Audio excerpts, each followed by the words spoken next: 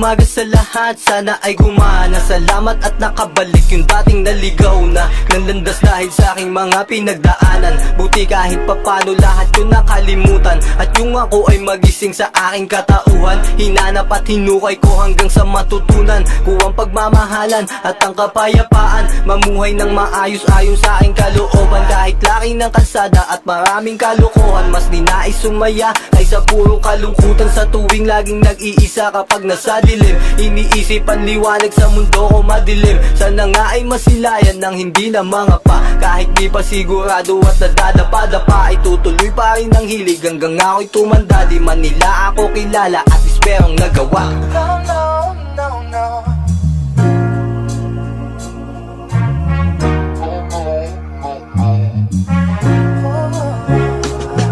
Sa kanyang pagmamahal kahit tingin nila baliw, wala akong pake kasi siya ang umaaliw. Kapag nalulungkot tangi ko siya ng medisina na nagpapasaya sa aking tsaka pampagana. Bumangon at kumilos para lahat gumaan, mga pasanin na daladalay mapagaan. Basta laging tandaan ang mga sinimulan, ngayon ay magpapayong na kapag umuulan. Yun yung payo sa sarili na hindi pa natatapos, parang tulog sa ating isipan di yan matatapos. Kahit labanan ng antok di mo mapipigilan, na ating kailangan buti na lang kaibigan. Kaya ngayon tuloy-tuloy lamang sa dadaanan, madaming mga lubak wag mo na lang tapakan. At tayo magpatuloy na sila ay handugan ng mga awitin at enerhiyang pampagaan.